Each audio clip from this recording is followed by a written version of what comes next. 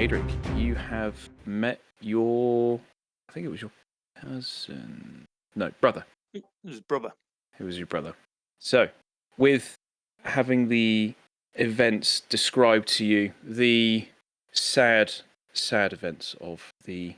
Not just the attack that forced you to leave Bolgantech, but the events afterwards. The upheaval of the church, the clergy, upon the clergy trying to blame the curse, they called it, the curse within the tower. As they tried to work out why the attack had happened, they discovered that the Archmage had transformed into this being, this beast, and they sealed it within the tower. However, not 2-3 weeks later, with your family taking control of the city to try and make it the shining jewel that it once was, trying to bring normality to life, a roving band of fire giants with machinations of flame and fire came through the city, taking those away and leaving ruin in their wake.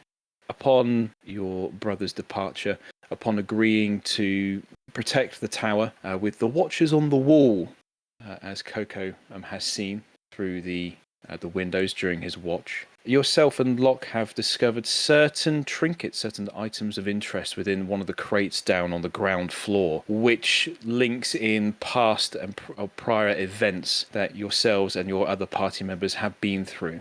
Just for clarity, the first time that you have seen such an item was in the Neether Mountains, as you were travelling with Philippe, the halfling dragon in disguise, trying to find out what had happened in the deserts of Asgore. As you were staying one stormy evening, you found a dwarf pounding at the door of your tent, ragged, beaten, bruised, exasperated, asking you to save his brethren, his cohorts, as they were trapped within an old abandoned dwarven shrine. Upon going to the shrine, you managed to find said trinket. However, there was someone or something that didn't take too kindly with taking what they deemed as their property. Fast forward, in the desert of in the desert of Asgore, there may have also been another event, another encounter in which one of these other canisters may have been shown to someone in your party before the sandstorm ravaged across the surface through the abandoned city of or the fringe of the abandoned city of Asgore, as you were all forced back to the passageway that you all came through. So, we are now at the top of the tower.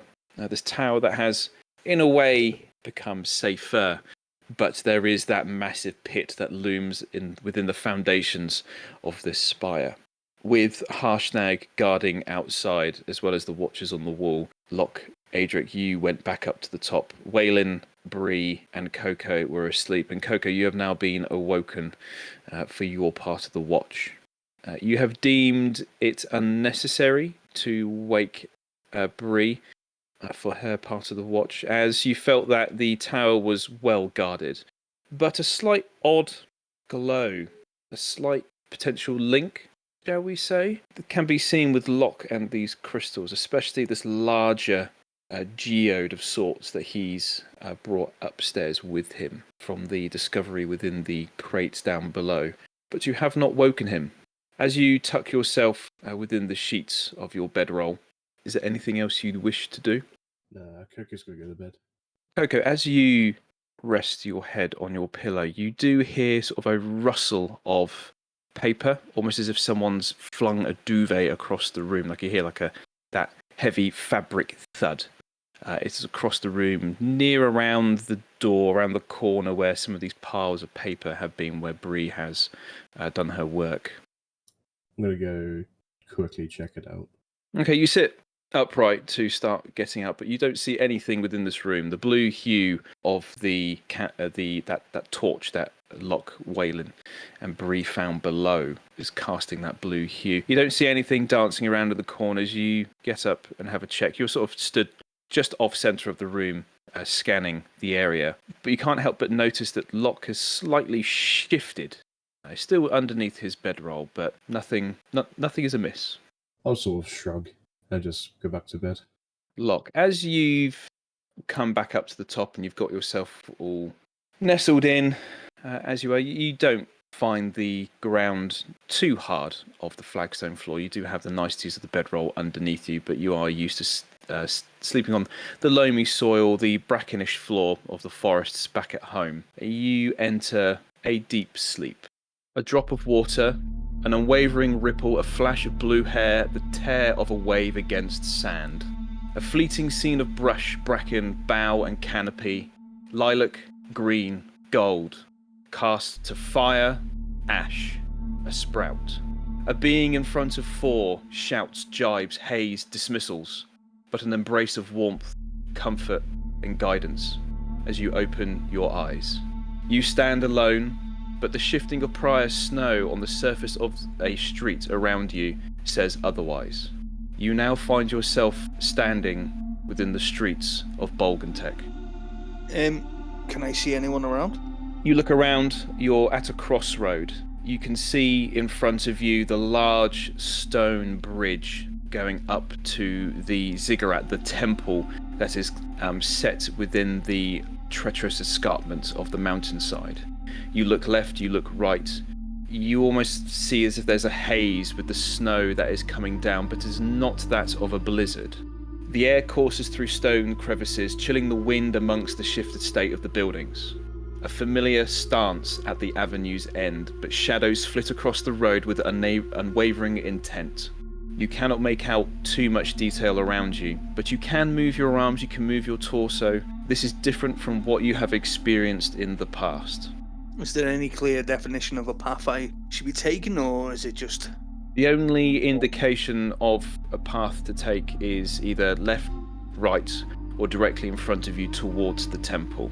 As you turn around, you can see in the distance over the towering walls of the city, you can see in the distance the tower at the top, and you can see a blue hue cast from within, almost as if it is a lighthouse. But again, because of the shadows that are around, it is quite hard to pick out the sharpness that the buttresses of the tower made when you were stood at the foot of its foundation. Walking towards the temple. Your feet pass the snow underneath. You go across the arching crest of the bridge. The blockwork beneath begins to yield to vines underfoot, shimmering as a veil envelops the passing of time, revealing scenes of past, present, time that will come to pass. Around you, you can see, just in the corner of your eye, an image of vegetation, of trees, lush greenery, but as you try to focus, all that you see is the current scene of snow-cast buildings with icicles from their gutters and the snowfall in front of you. So you are now at the end of this bridge. You are on the upper plateau of Bolgantek. You can see that this structure that is in front of you towers high into the mountainside, imposing, yet the craftsmanship, the engineering, just the architecture itself, domineering the area is crisp, clean, sharp. Almost each brick has been laid with intent, an indomitable foundation to the mountain. Can I go in?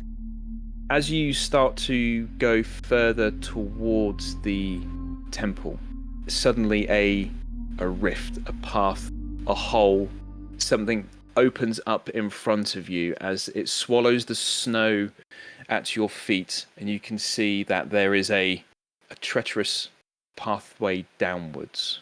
Is the pathway down a rift in the space in front of me? Can I move around it, or? You can move around. What direction are you moving around this obstacle? Well, it depends. Is the obstacle do you say it was a path down? Yeah, so it's not as steep as the hole behind the bookcase was. It is easy enough to traverse, but it is dark. But oddly enough, there seems to be roots, vines that seem to pierce through the rock itself. The same rock that can be seen within the environment around you. A mishmash, a mix of environs. Do I get a bad vibe from this pathway leading down? You trying to look down just a bit more? Yeah. Okay. You move to its edge. You look around. The haze around the walls of Bolgantech seems to become harsher. You can just barely see the outline of the tower in the distance, but as you look in front of you, the temple itself is crisp, is clear. I'll head down. The air bears the weight of abandonment and falsehood, thin and fleeting, its sparse grip tightening as you delve through this rift in the mountain's floor, down through the passage's depths. You move between rock, stalagmites, over fissures within the floor below your feet. As you traverse further in, you can't help but notice that there seems to be some carved features making up the floor, almost as if someone has laid a flagstone floor, but the passing of time, the collapsing of the walls around you has covered these features. Is there anything you would like to do as you're walking further down? No, I'm just gonna keep going. Left, right, you take the bends as it esses through the darkness. You can't help but feel almost a sickening feeling through your body, almost that of someone being seasick. But you carry on. You do not feel in danger, but the area feels unnerving. But the sense of wanting to explore, your curiosity takes you deeper. As you go left around a bend, as you hoist yourself over rock that has fallen across the floor in front of you, you can just make out, towering above, shifting shapes unfold tales on the cavern walls, where carved stone mingles and warps with rock, mineral, and root. Is there anything else you'd like to do as you're walking through? To be honest, no, I'm pretty damn intrigued as to where this is leading now. As you carry on down the path, these shifting shapes, these shadows, it almost as if it's trying to change the rock itself. You almost feel as if there's something embodied within these friezes, these tales, almost as if it's a storyline. I'm able to see if there's any sort of pattern or sense I can make from these shapes on the wall. When you draw focus to an area, it does move further down the path. You carry on. The path does become clearer. The collapsed rocks around become more pushed to the sides. Some of these depictions are as follows: a soul astray, awash in a spat of twisting forms, clawing between a choice of left or right, but far below what is left behind. You carry on. An unyielding embodiment of intent, surrounded by those who turn their back at a hammer's fall. Yet another shows a disoriented and misplaced individual, yet homeward bound. Fractured is the path, but its safety was found. But as you turn the corner, as you try and make out this other depiction, this other tale, belonging is desired to tell tales of accomplishment and woe. Yet intent is unknown within this, for the cage has but only opened. As you try and make out more of these shadows, there is an opening further up, with a green-hued light casting through, ever so slightly. I head towards the light. As you pass further, a blink, you push yourself, a shift, a push and a pull, you freeze. As you open your eyes, you now stand pinned at a crossroads between the ilk of the four warping tails. Veins of green trail between them all as your feet wash with the coolness of water. A pool encompasses you, casting hues of green across the rocky, fractured surface of a chamber you now stand within. I'm just going to speak out, see if anyone else is there. Just sort of, hello? Your call of intrigue echoes across the room. As you look around, there are these columns, 4 columns either side of you, left, right, back, right of you. Moss seems to ruffle down these columns, propping its vast, expansive ceiling, elegantly curving to a central point above you, buttressing its resolve against the mantle above and around. I'll speak out again. Hello? Start walking into the chamber. You're in the centre of this chamber. I'm already in the centre. Yes. Have I got any of my possessions with me? It is just yourself, the armour that you are wearing, your weapon to the side of you, your druidic focus, your piece of yew that you've used for your shillelagh spell in the past. I'll look around and just speak out again. Hello? Well, why have you brought me here? As you continue to look around to focus on the fissured and fractured walls of this chamber, a shimmer of light, reflective akin to a mirror, ripples across the surfaces opposite and around you. As you focus on these areas, you can't help but see large crystalline structures are now within your eyesight that seem to jut out of these fissured openings. Do I recognise these crystal? It's of the same shape, colour, clarity, like the transparency, as that of the other visions that you've had, and that of some of the smaller crystals you found within the bag. I'll speak out again. What do these crystals mean? Something appears, heavy in stature but alluring in presence. A shift of green, silver and opal casts the light of the pool into disarray. You focus, you try and track it, but it vanishes as quickly as it appeared. As your eyes traverse distance onward tunnels and fissures, you suddenly realise you are not within the centre of this room anymore. You are aside, as a monolithic marvel now dominates where you once stood. A silvery core awash with carvings, cradled with opaliferous and sedimentary stone layers. There is now a massive, odd-looking rock in the centre of this room, pinned between those four pillars that are propping the ceiling up. I'll go inspect the rock. As you go to move towards the rock, you can see opalescent veins dancing through its surface as the hue or this light cast from the pool reflects from it, crafting an ethereal mosaic, an otherworldly glow to counteract its surroundings. You get no more than 10 feet close to this large rock-like feature, and just for a sense of scale, you're 5'10", like 5'10". Yeah. This is 15 feet tall, 7 to 8 feet in diameter at its largest, slightly on its tilt, but piercing the ground. Atop this structure, swinging their leg, aloof of any concern, a resting figure turns to you.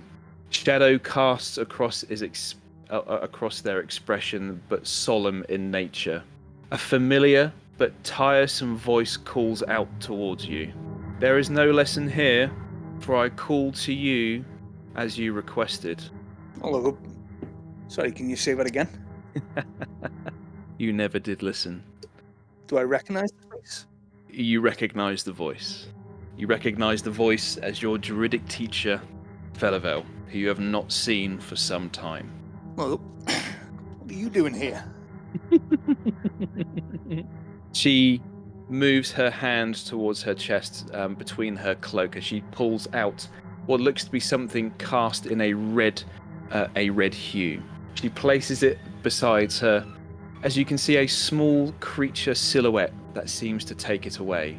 You hear the sounds of something scrambling down the back of the face of this rock, but the humanoid replies. Questions can be answered, but now is not the time. An ally requires aid of those in a frozen home, but a blockade stands between them. In a chamber of old, a seal has been cast. I cannot break through. You must do as I ask. What do you ask? She seems to be sort of leaning in. She shakes her head. As you try to focus on this shadowy silhouette, just to check yourself if this is who you think it is, you hear a voice in your left ear. A truth must be acknowledged, but time's breath whispers, pushing the leaves of fate aside. For nature's dance waits for no one, not even me, little one. Go, find her, she is close. There you will find the answers. Who's her?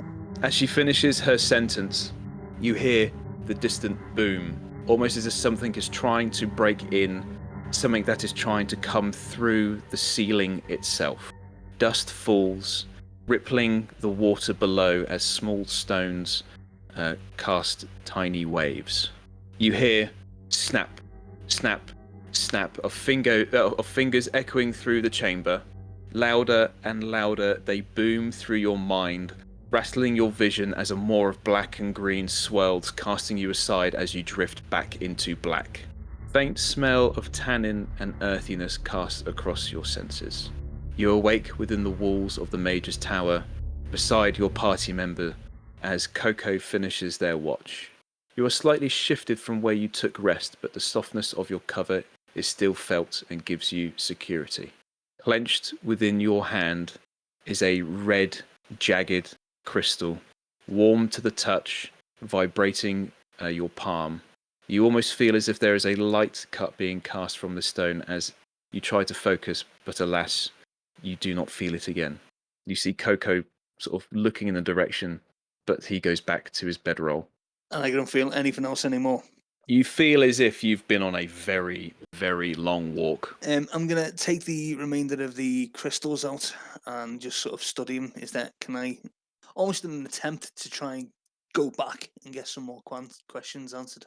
As you dump out one of the smaller bags of crystals, trying to sort of sift through them, this crystal that you've had in your hand is completely different to that within the bag. With pushing them around, you noticed that there's a repulsion effect between the red and the greenish clear crystals.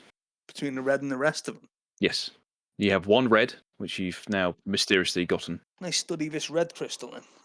Sure. Can I decipher anything from it? Does it give off any kind of hum or sort of feeling? You try and concentrate back to when you first noticed you had this thing, for you did feel as if there was something emanating from it. Sadly, you do not feel anything from it, but the striations, the swirls, the coloration seem to be far more aggressive than that of the green and the milky swirly ones that you have on the floor. It's slightly different in its sort of geometric form as well. It's not as if it's a spindle of a crystalline structure, like a straight kind of length of gem. It has slight kind of like edged layers to it, almost as if it's multiple crystals that would have grown together wherever this would have been. And the sort of opposite magnet effect is that with all the other crystals, so with every single one, small one that you have, it does have a slight it kind of pushes them and slightly spins them on the uneven surface of the floor, but it's not as if it's two lodestones of opposing polarity really pushing each other away.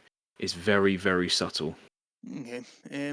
There's nothing odd about the room, is there? No, you just hear the faint snores and the sniffs of your fellow party members asleep. Yeah, I'm gonna hold the red crystal. I'm gonna sort of. I've never done it before, but as best as I possibly can, I'm gonna try and sort of phrase for it. Enter a dream. Try and go back to sleep, but a dream state to try and get back to where I just was.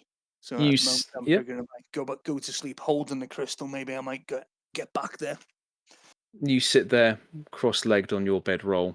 The very faint sort of ethereal crackle of that torch that you brought up can be heard in the distance. You close your eyes. You do try your seldom hardest to try and force yourself back to where you once were, but no, it's of no effect. You're still within the room. I guess I'm gonna have to. Well, what time is it?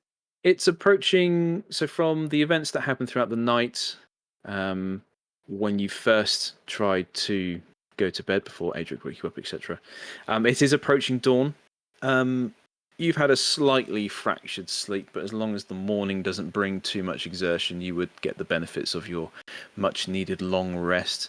But your other party members, I think, as long as they don't wake before daybreak over the mountaintop, I would say it's about 5 a.m. You've got a couple of hours before you see that sunlight come across the peaks.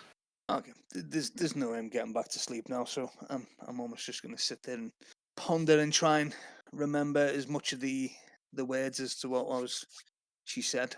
Okay, no worries. Perfect. Okay. So it really is just yourself with your thoughts at the moment. No one's really going to be waking up unless they probably get forced to be woken up, especially with the events that have transpired overnight. So you will have to probably shake someone up.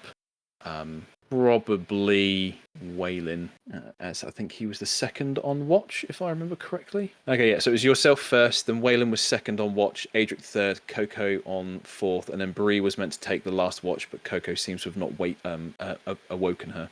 Maybe I'll just be I'll be sort of just pondering what I've just seen. I won't be waking anyone. I'll let people wake up in their own stead. Minutes go by, half an hour, an hour. You suddenly see that there is a break of light through the windows. The blue hue of the torch is now dwarfed by the natural lights bleeding through the high up windows near the landings, etc. That were pointing at, that were viewing out across the city. The cold morning air comes through. So, open to the table. Whoever would like to wake up first naturally or await to be awoken, please let me know. Weylin will start staring from his sleep. You've had an incredibly rough night. You really do not feel well rested at all. You know you've slept for a decent amount of time, albeit Adrick's lack of a description, rude awakening, let's say, alarmed awakening, but you have had better sleeps. Okay, I feel awful. Weylin will sort of roll out of his sleeping arrangement. I would assume just some like a small thin quilt sort of situation. Yeah, we'll just sort of roll over because it's all like he's sleeping on the floor anyway. You nearly have a pile of paper topple over you, but you managed to sort of prop that back up. God, I'm having a morning, aren't I? So yeah, he's kind of like in a daze, trying to keep this paper up, stabilizes it with both arms, just like picks himself up, holding the back of his head, looking at Loch. What's going on? I'll wait until everyone else is up.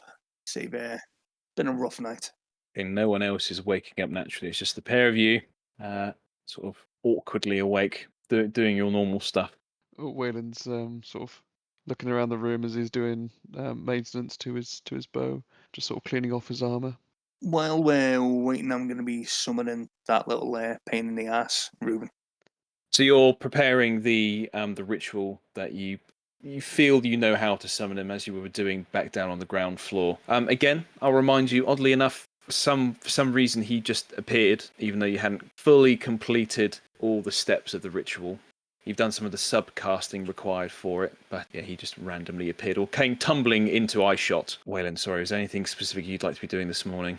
Weylin kind of just thinks to himself, could use a few more arrows. Kind of looking at him, but got enough.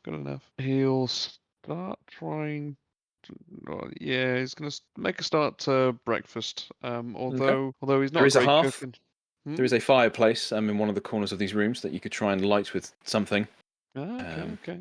You would probably be playing roulette with whatever paper you'd be starting it with, though. All right. Well, Weylin will start the fire up, taking books from the bottom of the stacks. Smart move.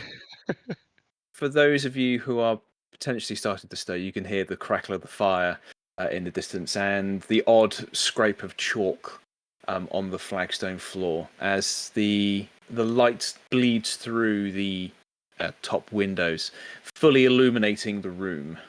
So, Loch, Weylin, your party members are probably still hugging their duvets, so everyone will be fully rested, as it were.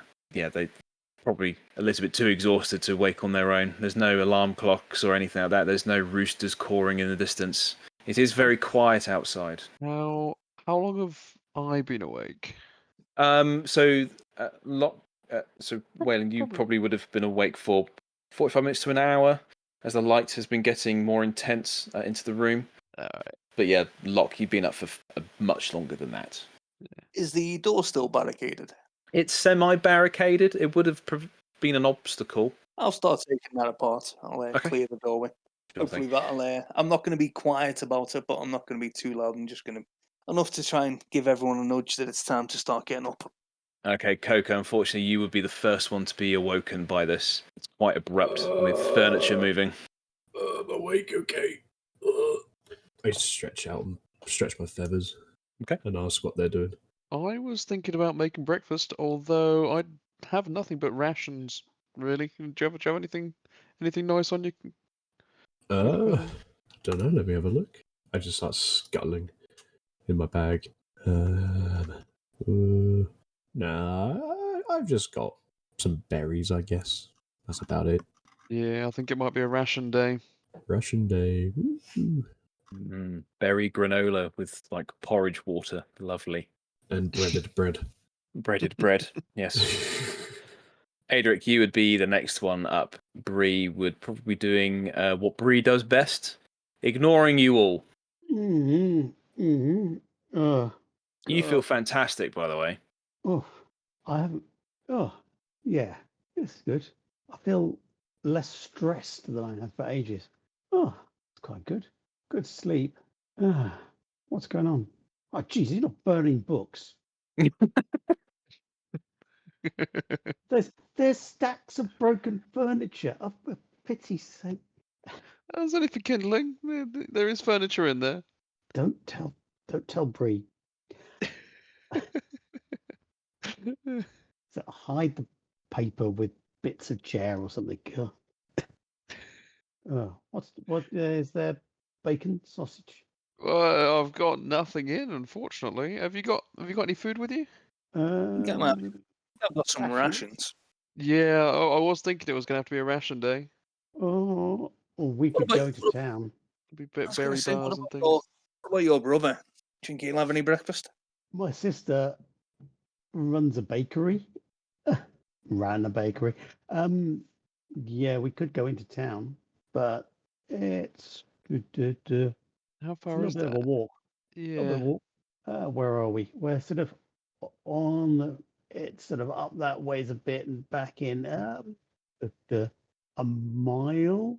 Oh, that's not too bad at all, to be fair. Adric, from your conversations with your brother last night, you suddenly realised that Tegan was one of those that had been taken. Oh, way to crush the mood. Yeah. Okay. Right. Okay. Maybe on reflection, Weylin don't know about baked goods, and they've been under siege. So let's have rations, and then at least we're fed. Ration day it is. Yeah, ration day. There's usually lots of sheep and things. And anyway, I'll pull out I'd assume I'd have some kind of cup or like pot in my pack, so I'll pour some water in and start heating up some water. You'd have like all sorts of like small cookware pieces, etc. That would be for the trail. Yeah, I'll see if hot water can make any of the rations a little bit better. Maybe let me make like a ration stew or a ration porridge. Porridge. Yeah. Again. So again, so Weylin pulls out the bag of holding. Pulls out 6, 5, 6, 5. 5. Yeah, Wayland's actually struggling here. He's just like count it once. How many hands? How many fingers have you got? Not enough. Not enough. 4, isn't you? If you're a rabbit. Yeah. Yeah, so he pulls out 5 and starts preparing them. Okay, so everyone's sort of doing their business. Adric's up and about, sort of helping do a couple of things here and there. Is there anything more specific you'd like to be doing in the morning? I sort of just go to my bag and just look at the picture I replicated. Mm-hmm. Okay. And just sort of stare at it, study it a bit more. So breakfast is being eaten by the 4 of you.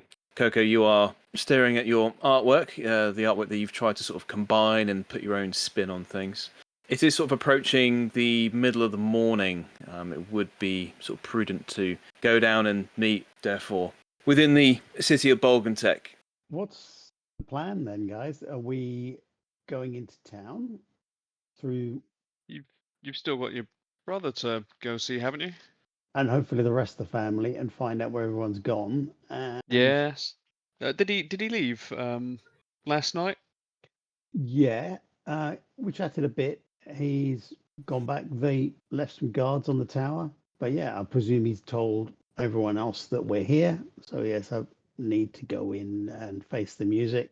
It appears they've told. There's been people going around saying that I'm responsible for the attack. Oh. Things like that. Okay, so it's not going to be a good welcome. More going to be like, Mm. yeah, we're going to have to prove a case or something. Yeah. Maybe, but It's not the end of the world. my father's never been that impressed with me anyway. So how could that be worse? But we will see. And yeah, but apparently people have been captured, kidnapped, taken. So it will be good to rescue them if we can, but we need to know where they are. And Yeah. hopefully they're the same place as Philippe is, and then we can rescue everyone. Hey, that'll be nice. I'll look to Adrick on the subject of rescuing. I had another vision last night, another dream, whatever they are.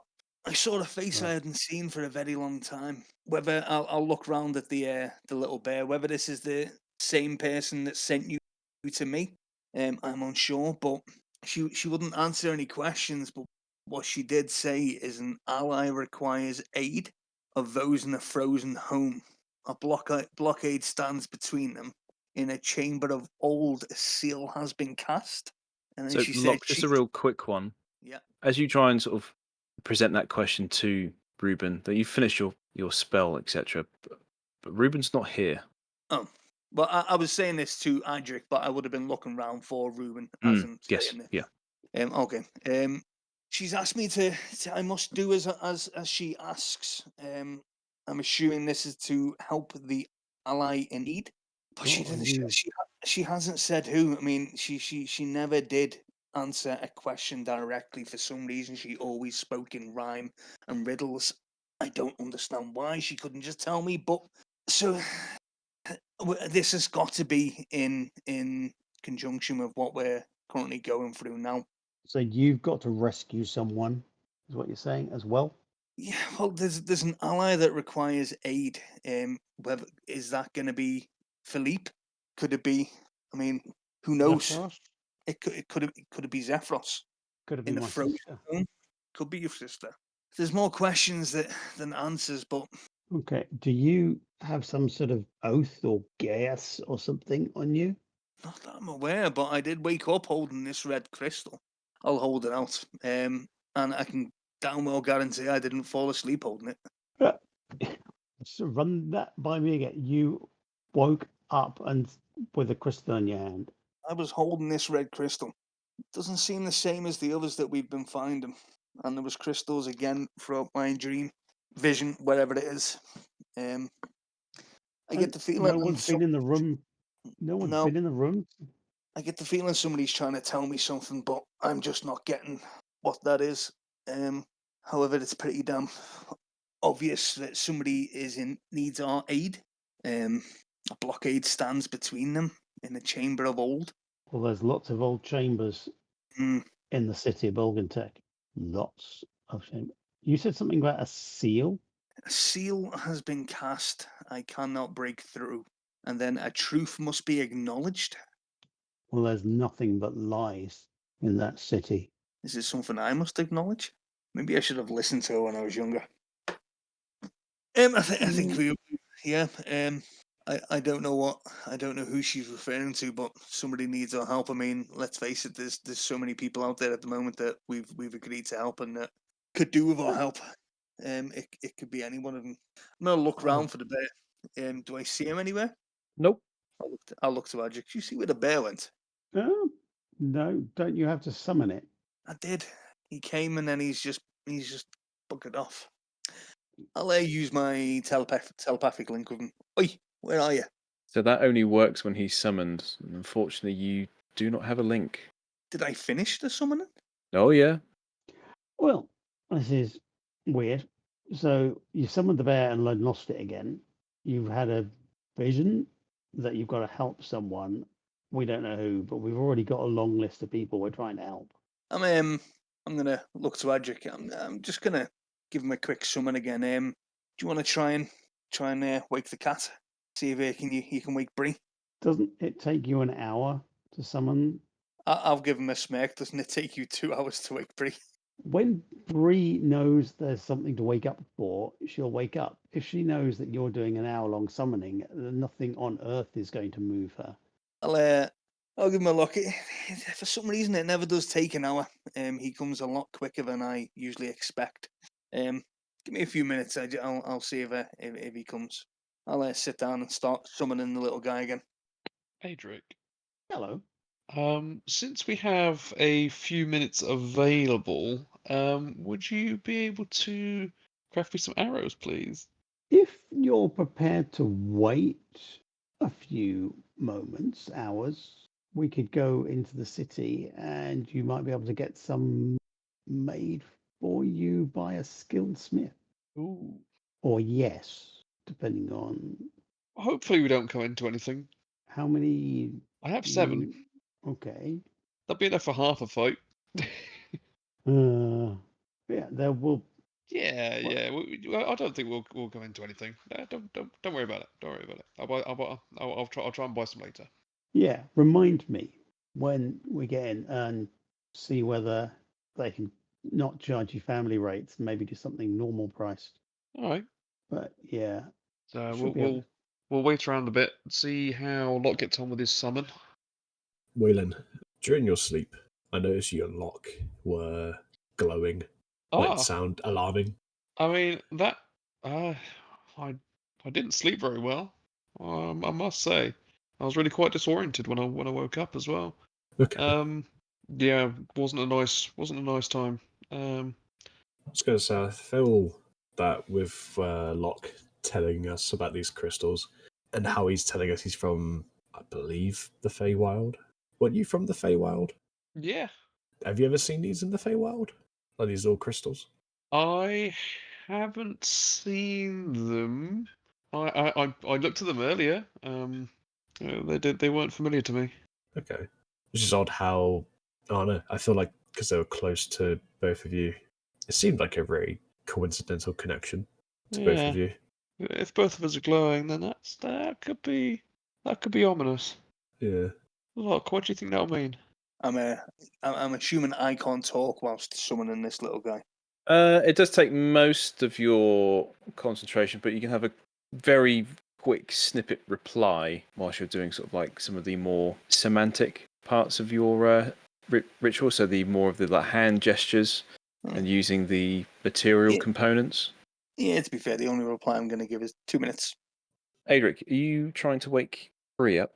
No. God. Okay. I will go and retrieve Walter and start making a fuss of him. Okay. Walter gives you a warm, welcoming blep as you pick him up and start to, have a bit of a snuggle, etc. Loch, you're going through the ritual. Is it sort of around where you were sleeping, etc.? Yeah, you like your bedroll, your own bits and bobs. Okay, you start to get into the more nitty-gritty parts of the ritual as you try and make this with any sort of summon find familiar spell. There is this link part to it, right? So which is you have to get very right. It's not the easiest of bits or parts or stages within this ritual. As you're drawing chalk in a certain pattern, and as you join this pattern up, one of the crystals next to you just shatters and explodes. And all of you within the room hear this, and it takes you off guard. Bree will wake up from that. Okay. I guess from where I'm laying down, where did the sound come from? Directly across the room. Okay. What do I see? You see, from how I've been viewing it in my head, Loch is knelt down on the floor with all of his components about. Coco and Weylin are kind of near him, around all the food that the group seems to have prepared from the rations. And Adrick is around his own items, grooming Walter with a sort of a rudimentary brush that he's got within his kit. But they all seem to be staring in the direction of where Loch currently is. What happened, Loch? Has Reuben appeared? Nope. That was pretty much the final part of the ritual as well, which should then, all the stages, the sort of sub parts of the casting, they all should then sort of snowball together to produce the final effect, but nothing. You cast your eye over what you have written on the floor, and it is probably one of the better attempts that you've made at doing this, but no, alas, he is not here. You do not see the ruffle of your bag from where sometimes he's appeared from. You do not notice any toppling of paper towers, as clumsy as the little cub is, nor do you feel anything tugging at the bottom of your ankle where you are knelt. So the first time I did this, did I feel him appear and then he disappeared, or did he just not appear the first time as well? Every time that Reuben has appeared, you instantly notice that he's there. Yeah. Not necessarily in the way that you'd like him to grace himself within the room or in the company that you are in, but he always has in a way, dramatic entrance, yeah. And that I didn't get that the first time. You didn't get that the first time... sorry, by first time, do you mean first time this morning? Yeah, first time this morning. Did he appear and then instantly disappear, or he just didn't appear at all? No, he just didn't appear at all. And the second time, again, nothing. Yeah. I'll turn around to Bree and give it a very brief catch up on the vision, and then explain. I've just tried to summon Reuben for the second time. And this time a crystal exploded as I got to the end of the ritual. I don't understand what's going on. I'll stand up. You do feel slightly uneasy as you stand up, Loch, almost as if you didn't get up too fast, but almost as if you've just sprung to your feet, all the blood rushing from your head. It's that kind of feeling of unsteadiness, but it does quickly pass over you. I'm going to get my things together. Start packing up. Weylin, Coco, is there anything you'd like to do? No. Loch. Yeah. So Kokopelli said that we were glowing whilst sleeping. Now, I was what? Sorry. Glowing. When? Whilst hang on. Were you sleeping? I was last night. Does he not have a rough idea of when? Was this during my vision? Hello. When was Loch glowing? Let's say the last few hours, I think. Yeah, so it was during your watch, Coco, which would have been just before Breeze. So Loch, with you being awake around about 5:30 in the evening, would have been around approaching 3 o'clock for your part of the watch, Coco. So around that time. Yeah, so it was when you described you were having your visions. Okay. Did you have a vision? Bugger all! I just had a terrible night's sleep. But it's definitely linked to the Feywild in some sense. I'll hold out the red crystal. Does this mean anything to you? Do I recognise it? No. I didn't think so. It is definitely different to that. Like, yeah. No. Sorry, go on, Chris. That's all good. That's fine. But no, it's definitely different to that of the other crystals that you've seen. Okay. Loch's even more confused than he was before, but he's going to continue getting his stuff together, getting packed up and ready. Yeah. We'll do the same. Adrick, Bree, with Adrick, you're with Walter. Walter was probably very startled from that shattering that went on just now. Yeah. Luckily, I don't think he got through the clothing and armor with his claws. I'll gather my stuff up as well. Okay. And then Bree, that just leaves you. Sorry, Adrick, was there something else? Apologies. I was just going to pop Walter back on my shoulder as usual.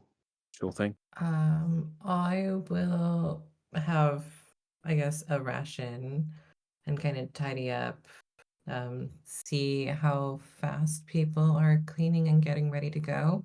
Mm-hmm. If it's not a very fast pace, I will take my time getting ready.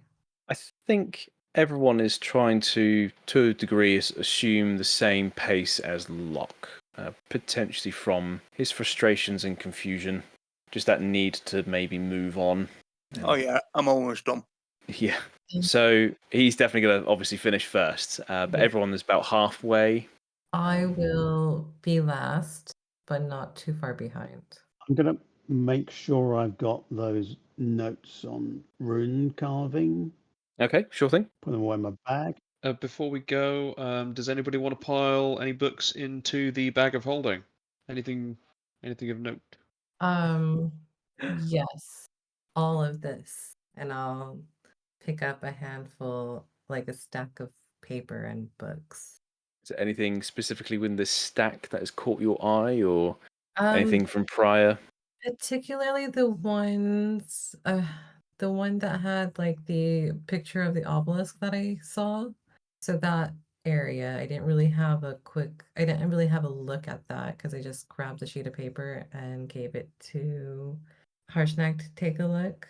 The one that was revealed to you that was all written in Titan and combination of Dwarven and stuff. Yeah, okay.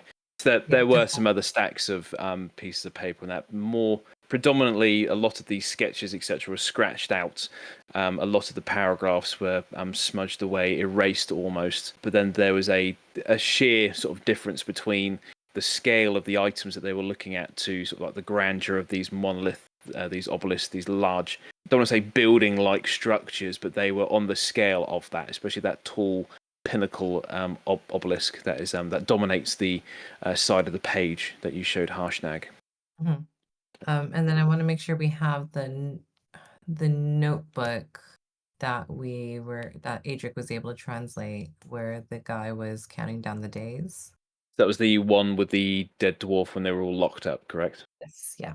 Yeah, sure. So Adric would definitely have that book by his side.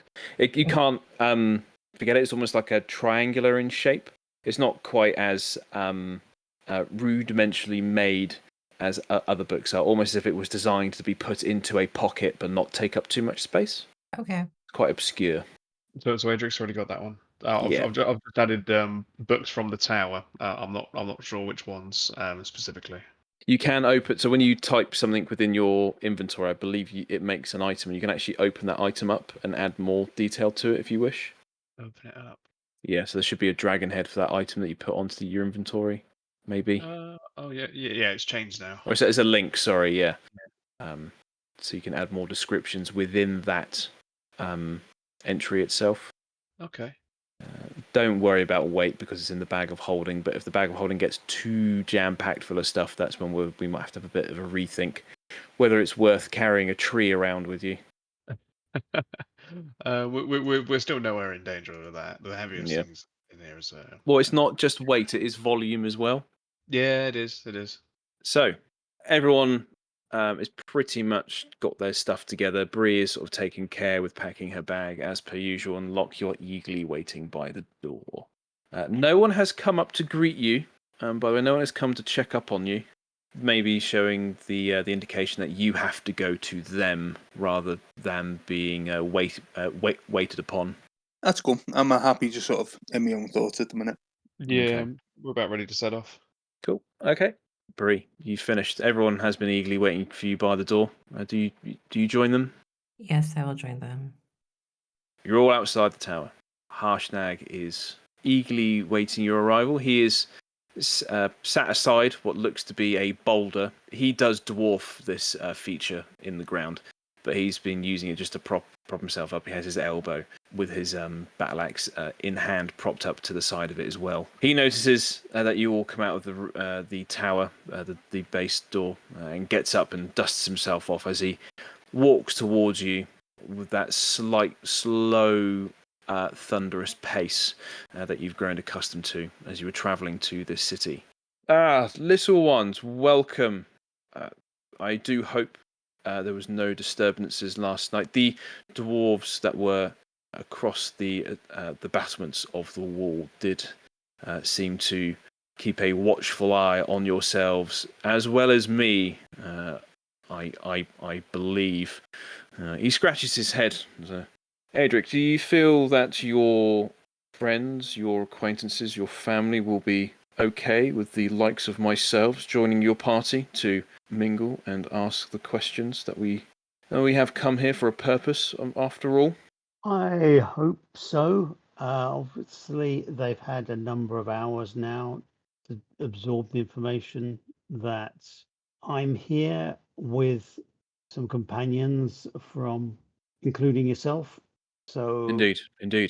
I would suggest we go openly towards the main gate and see if we are challenged. What do you think? I have put the oxen in the cart where I was staying, and he points towards the farmstead that's behind him. You can see that the oxen have been sort of tied up loosely, mind you, so they have enough to graze. There's a couple of like small shrubs that they can graze upon, and some of the weeds that are growing through the ground. I will take care not to impose too much upon the inhabitants of this fine city. It is a city, Adric, yes. So it looks more of a fortress, if anything. Yeah, and I think most of the main buildings should be roomy enough to accommodate you. Shall we go? It's sort of that way and head up towards the main gate, sort of around the walls, and follow the path. I follow in your footsteps, Adric, as he slings his axe behind him and he adjusts his fairly large leather belt, awaiting for all of you to move on. I'll lead the way. Okay. Adric's off. Anything else anyone would like to do, or we'll just get to the main gate? I'll be following. Happy to follow. Could I have my lute out, but like following and just playing little songs and stuff? Yeah, of course. You can have a merry tune. Anything in particular? Just random little harmonies and stuff. But Okay. I'm going to do something specific once we get to the gate. Okay. All right.